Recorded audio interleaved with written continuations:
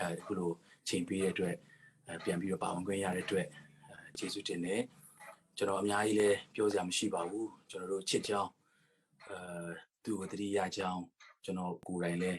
သူနှုတ်ဆက်ခြင်းတဲ့အတွက်ဒီနေရာလေးမှာစကားပြောခြင်းဖြစ်ပါတယ်ကျွန်တော်တို့အားလုံးသိတဲ့အတိုင်းပဲအလားအလာအကောင်းဆုံးလူငယ်ဂီတသမားလို့လည်းပြောလို့ရတယ်အခုလက်ရှိနာမည်ရနေတဲ့အောင်မြင်နေတဲ့ဂီတသမားအားလုံးရဲ့အတိမတ်မပြုလို့ကိုမရတဲ့မလေးစားလို့ကိုမရတဲ့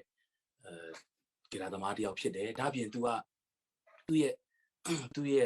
ပင်ကိုပုဂ္ဂိုလ်ရေးရာကိုကသဘောကောင်းတယ်နှိမ်ချတယ်စကားပြောတဲ့အခါမှာလို့ခေါ်မလဲနူးညံ့နေတိမ်မွေ့ပြီးတော့မှအရန်ကိုချစ်စရာကောင်းတဲ့ကျွန်တော်ရဲ့ညီကိုဖြစ်ပါတယ်ဆိုတော့ကျွန်တော်ကအများကြီးလည်းမကူညီနိုင်တဲ့အတွက်ကျွန်တော်ကူညီတဲ့အပိုင်းမှာတော့အများကြီးပြောစရာမရှိပါဘူး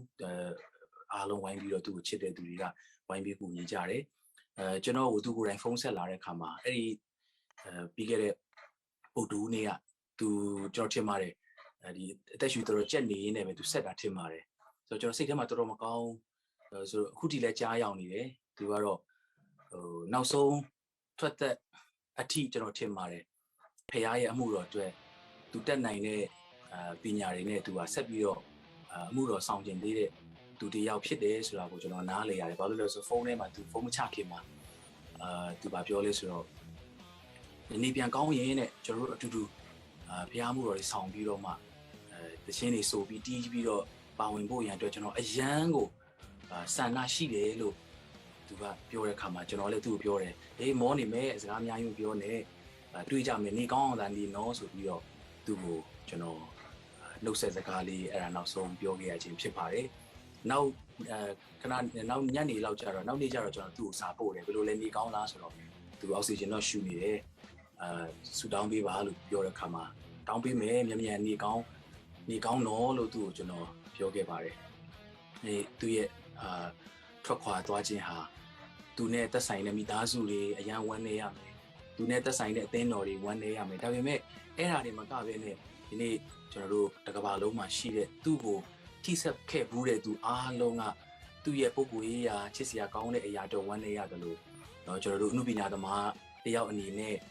သူလိုလူတယောက်ဆုံးရှုံးရခြင်းဂီတသမားကောင်းတယောက်ဖြစ်လာဖို့ဆိုတာကအနှစ်20လဲမသိကြပါဘူးအနှစ်30လဲမသိကြပါဘူးသူလိုလူတယောက်ထပ်ပြီးတော့မွေးဖွားလာဖို့ဆိုတာကနှစ်ပေါင်းများစွာဒါတော့မှသေချာပြောလို့မရပါဘူးဒါကြောင့်သူ့ရဲ့အတတ်ပညာတွေသူ့ရဲ့ဘုရားပေးထားတဲ့ talent တွေနဲ့သူစေခံခဲ့တဲ့အချိန်တွေကျွန်တော်တချို့သချင်းတွေသူတီးပေးခဲ့တာရှိတယ်သူ့ studio မှာကျွန်တော်သွားပြီးသချင်းသွင်းမှုတာရှိတယ်ဒါတွေအားလုံးအမှတ်ရနေပါတယ်